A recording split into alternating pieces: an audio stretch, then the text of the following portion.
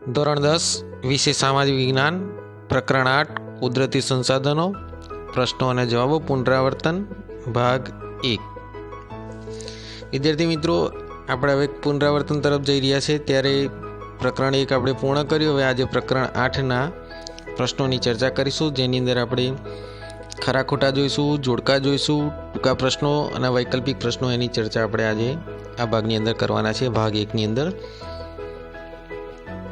તો પહેલાં આપણે જોઈએ જોડકા જોડો। તો 1 ગુણનો પ્રશ્ન છે આ, દરેકના 1 ગુણ, એ રીતના જોડકા આપણે જોડવાના છે। તો વિભાગ અ અને વિભાગ બ, એની અંદર જોઈએ તો પહેલું ઓક્સિજન અને નાઇટ્રોજન, તો એનો જવાબ આવશે ઈ, એટલે કે સર્વસુલભ સંસાધન।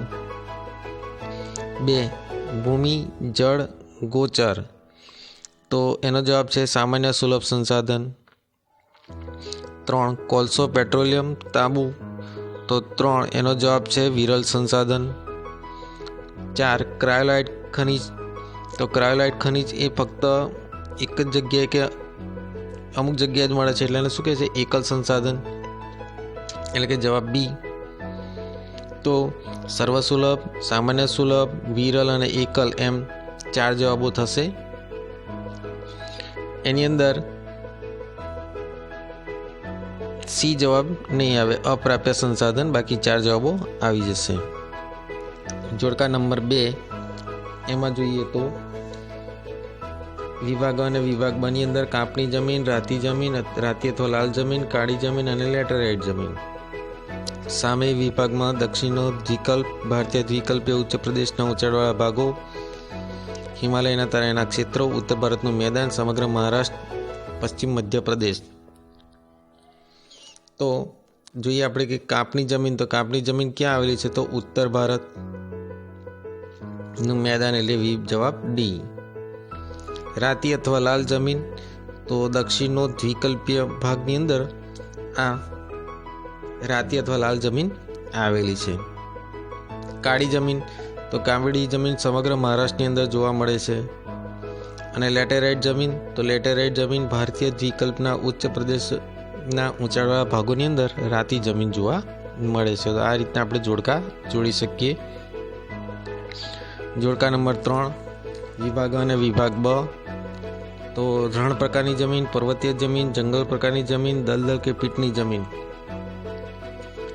ઓડિશા, પશ્ચિમ બંગાળ, તમિલનાડુના કિનારાના ભાગો, ઉત્તરનું મેદાન, રાજસ્થાન, હરિયાણા, કચ્છ, હિમાલય, સહ્યાદ્રી, પૂર્વઘાટ, હિમાલયની ખીણો અને ઢોળાવના ક્ષેત્રો। તો સામાન્યતઃ આપણને ખબર જ છે કે રણ પ્રકારની જમીન એ રાજસ્થાન, હરિયાણા અને કચ્છની અંદર જોવા મળે છે। 2 પર્વતીય જમીન, તો પર્વતો મોટાભાગે હિમાલયમાં આવેલા છે, એટલે કે હિમાલયની ખીણો અને ઢોળાવના ક્ષેત્રોની અંદર પર્વતીય જમીન આવેલી છે।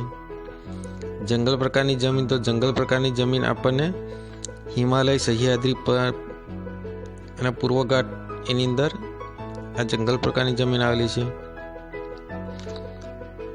દલદલ કે પીટની જમીન, તો ઓડિશા, પશ્ચિમ બંગાળ, તમિલનાડુના કિનારાના ભાગોમાં દલદલ પ્રકારની જમીન આવેલી જોવા મળે છે।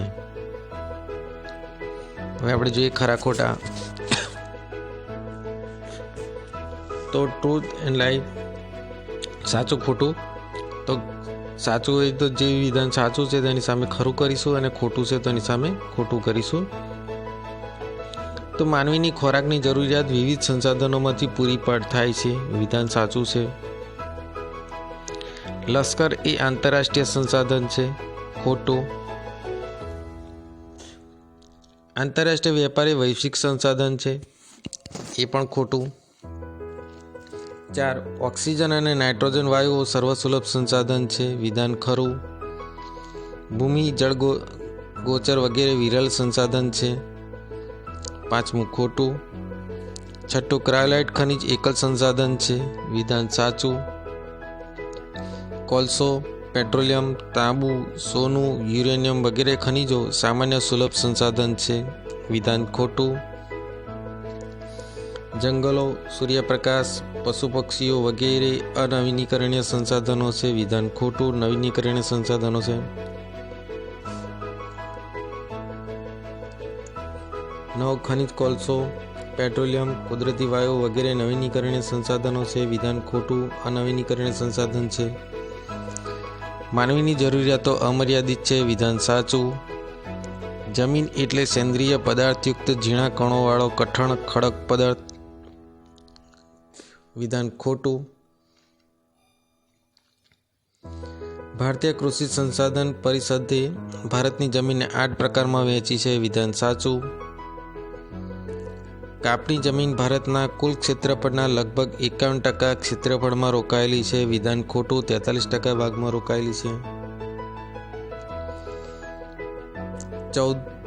કાપણી જમીનમાં પોટાશ, ફોસ્ફરિક એસિડ અને ચૂનાનું પ્રમાણ વધારે હોય છે. વિધાન સાચું.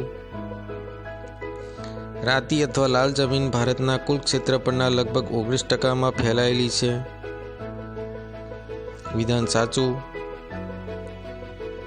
રાતી અથવા લાલ જમીનમાં મેગ્નેશિયમ, ફોસ્ફેટ અને નાઇટ્રોજન અને પોટાશનું પ્રમાણ વધુ હોય છે. વિધાન ખોટું. કાળી જમીન ભારતના કુલ ક્ષેત્રફળના લગભગ 21% ક્ષેત્રની અંદર ફેલાયેલી છે. વિધાન ખોટું. કાળી જમીનનો ઉદ્ભવ દખ્ખણના લાવાના પથરાવથી થયેલો છે. વિધાન ખરું. કાળી જમીનમાં લોહ, ચૂનો, પોટાશ, એલ્યુમિનિયમ અને મેગ્નેશિયમ કાર્બોનેટનું પ્રમાણ વધુ હોય છે. વિધાન સાચું. કાળી જમીન ફળદ્રુપ હોય છે. વિધાન સાચું.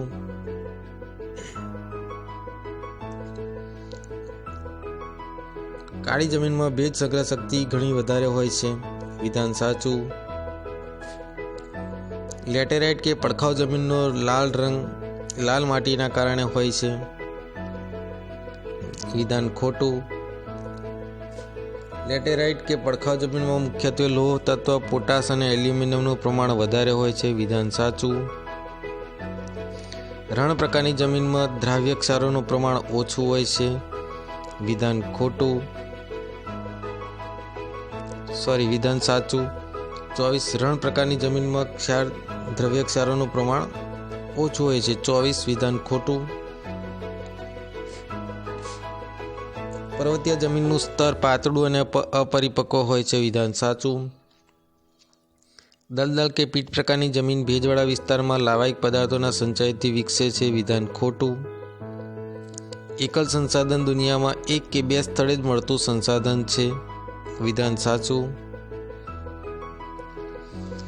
જમીનનું નિર્માણ મૂળ ખડકના ઉર્ધ્વ અને શીર્ષથી મળવાવાળા પદાર્થોથી થાય છે.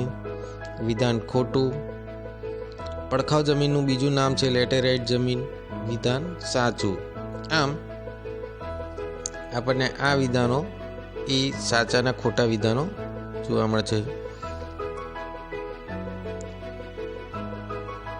1-2 શબ્દોમાં ઉત્તર લખો. માનવીની ખોરાકની જરૂરિયાત શામાંથી પૂરી થાય છે? તો વિવિધ સંસાધનોમાંથી. કયા સંસાધનો પોતાની મેળે જ ચોક્કસ સમયમાં વપરાશી હિસ્સાની પૂર્તિ કરે છે? તો નવીનીકરણીય સંસાધનો. કયા સંસાધનો એકવાર વપરાયા પછી પુનઃ ઉપયોગમાં લઈ શકાતા નથી અથવા ફરી બનાવી શકાતા નથી? તો અનવીનીકરણીય સંસાધનો. કઈ જમીનમાં કઠોળ વર્ગના પાક લેવામાં આવે છે તો તેમાં નાઇટ્રોજનની સ્થિરતાનું પ્રમાણ વધારી શકાય છે? તો કાપણી જમીનમાં.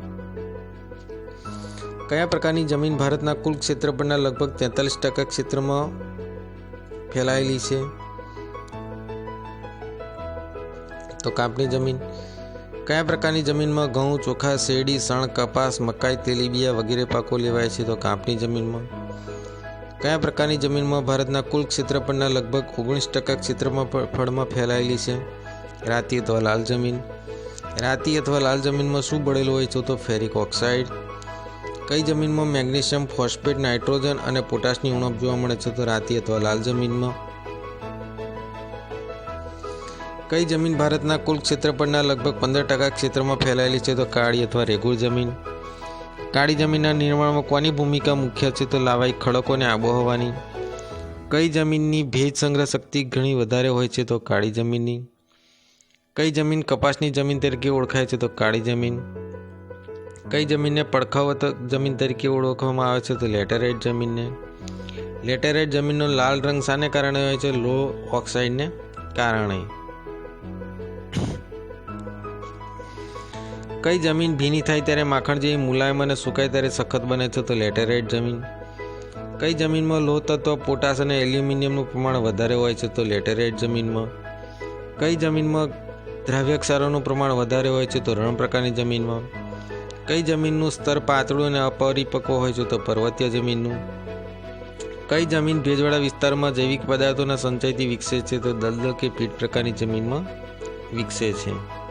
તો આમ આજે આપણે જોડકા, ખરા ખોટા અને ટૂંકા પ્રશ્નો એની આપણે ચર્ચા કરી. ભાગ 2 ની અંદર આપણે બીજા પ્રશ્નોની ચર્ચા કરીશું. વૈકલ્પિક પ્રશ્નો અને પારિભાષિક શબ્દો, ટૂંકા પ્રશ્નો વગેરેની ચર્ચા આપણે ભાગ 2 ની અંદર કરીશું. જય હિન્દ.